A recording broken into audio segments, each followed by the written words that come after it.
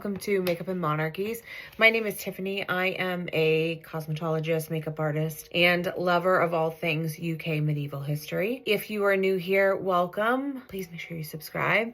We are finishing up our Edward III series with this episode, and we're talking his two youngest daughters. So with that being said, let's get right on into it. Hello.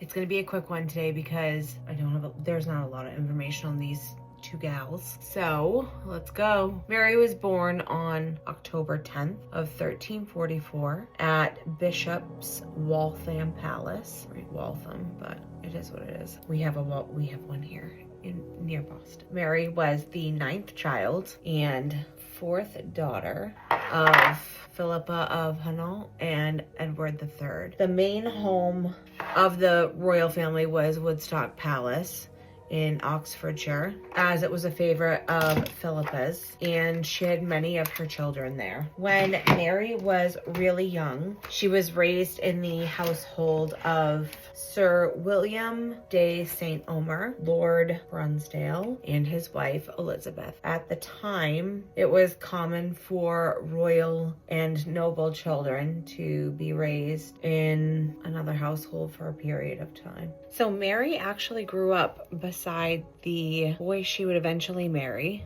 prior to her birth. Philip VI of France tried to take the the Duchy of Aquitaine from Edward III. Side note, this was the event that traditionally marks the beginning of the 100 Years' War. At the time, there was a succession dispute. I need this light on. I know it throws weird light, but I need it on. Over the Duchy of Brittany. Daddy Edward supported John de Montfort. The king didn't make a move if it didn't help him. So his support of John would aid a close alliance with the English crown with Brittany and would give him access to the port of Brest. It's B-R-E-S-T. I'm going to say Brest for the English troops to use. Montfort was captured and his wife, Joanna of Flanders, took over the campaign. During the siege of Rennes, she received military support from Daddy Edward, and in return, she promised her son John to one of his daughters. In 1342, Joanna visited England and left John with Edward for safety and was assigned an apartment. John was assigned an apartment in the royal nursery while Joanna went back to France. Joanna became sick, so Philippa took John into her care. And when John's father died in 1345, Daddy Edward became his guardian. Because Mary had been considered to John since the moment she was born, at the age of 1, she was now titled Duchess of Brittany. July 20th of 1346, that is not fucking blended. Philippa gave birth to another daughter, and this would be their last girl. The princess's name was Margaret, and she was born at Windsor Castle. This was the same castle her father was born in. Following her birth, marriage plans began for her. We'll get back to her betrothal stuff in a minute. But first, I'm gonna pop off and do my liner. Mary and John spent their childhood together. They were in the Tower, Langley Palace, Waltham Palace, and Woodstock, Sunning, and Clarendon. The two were also raised alongside the royal couple's other children, Edmund, Margaret, Thomas of Windsor,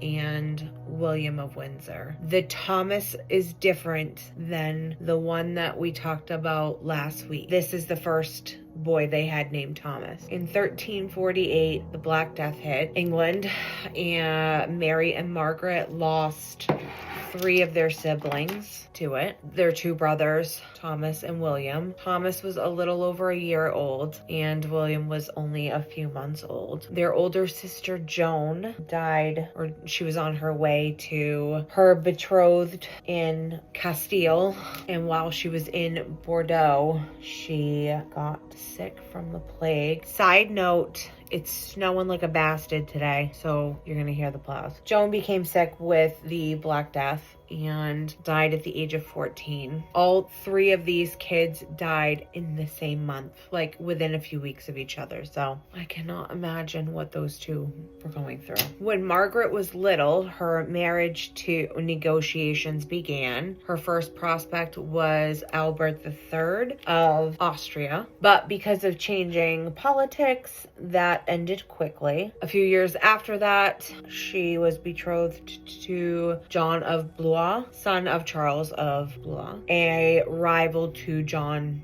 de Montfort. This engagement ended quickly because Mary was already betrothed to John. Now, things are going to get a little confusing. So this John de Montfort, I'm going to refer to as Jean, because Margaret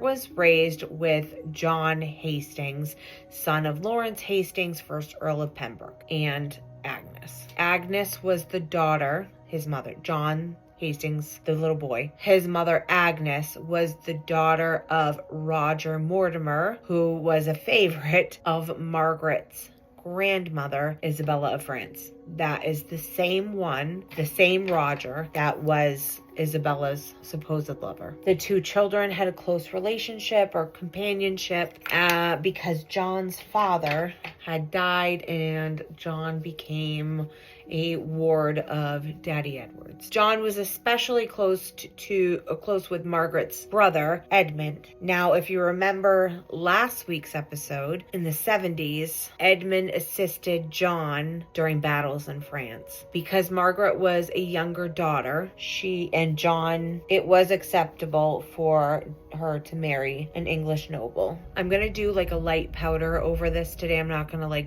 bake or anything. We're going to keep it real simple. On May 13th of 1359, Margaret and John were married at Reading Abbey. At the time, Margaret was 11 and John was 12. This made the preteen a countess of Pembroke because John was now 2nd Earl of Pembroke and had been since he was 1 year old when his dad died. She was married the same week as her older brother John of Gaunt, and when he married his first wife, Blanche. After their marriage, they remained at the royal court. Their marriage was not consummated. John was referred to as Daddy Edward's son in official records. John and his now brother-in-law Edmund went with Daddy Edward on a military campaign in France. Once the Treaty of Bretagne was ratified in 1360. Don't come for me. If it's wrong, help me. Don't come for me. The two boys once it was ratified in 1360, the two boys along with the king returned to England. There's only one record of Mary leaving the household, or the court household, and this was in 1360. She went to visit her older brother, John of Gaunt, and his wife, Blanche. Blanche had just given birth to their first child, a daughter named Philippa. Around July 3rd of 1361, Mary and Jean were married at Woodstock Palace. Mary was 16 at the time, and Jean was 22. There's no account of the wedding itself, but there's details about her dress that were recorded. The dress was created by her tailor, John Avery, and was a gift from her father. It was made of a tunic and a mantle from two different types of cloth of gold. It's believed that the mantle was made unusually long because 7 pieces of cloth were needed for it. It was lined with 600 trimmed minivers and 40 ermine. Minivers, again, if it's wrong, help me out, were a present from the King of France and were either a light gray or white fur. I'm gonna pop off and do my mascara. After they were married, they stayed at court. Arrangements were planned for when they would leave England and live in Brittany, as they were recognized as the Duke and Duchess. But a few months after their marriage, Mary came down with a lethargic disease from lethargic disease from which it was impossible to rouse her. Mary died unexpectedly before September 13th of 1361. Not long after her death, Margaret, who is now 15, died unexpectedly. After October 1st of 1361 and before December of 61. Both sisters were buried at Abingdon Abbey. Their mother, Queen Philippa, commissioned a tomb at the abbey. Daddy Edward had windows erected in memory of the princesses at King's Langley Priory. So neither of the girls had children. I'm going to put these on. Jean referred to Mary as my late dearest companion. The abbey the girls were married in, I can't fucking talk today, was dissolved in 1538 during the dissolution of the monasteries under Henry VIII. Nothing of this abbey remains. Following her death, Margaret's death, John her husband, was extremely upset. Daddy Edward remained close with him and always referred to him as my dear son. He remarried 7 years later to Anne Manny. She was the daughter of Walter Manny, first Baron Manny, who was one of Daddy Edward's military commanders. And her mother was Margaret of Norfolk, Duchess of Norfolk. Margaret was the first cousin to the king. And John and Anne had one child, a son named John. Shocker. Baby John was born in 1372. John died in 1375 while in France. Jean went on to marry twice after Mary's death. First to her cousin, Joan Holland. Yes, that Holland family. And following Joan's death, he married Joan of Navarre. Joan of Navarre gave John all of his children, all 9 of them. He did have a daughter named Marie, which is the French version of Mary. It was a popular name at the time, but I like to think that she was named after our Mary. Jean died in 1399 in Nantes, Brittany. I'm gonna put this on and I will be right back with fun facts.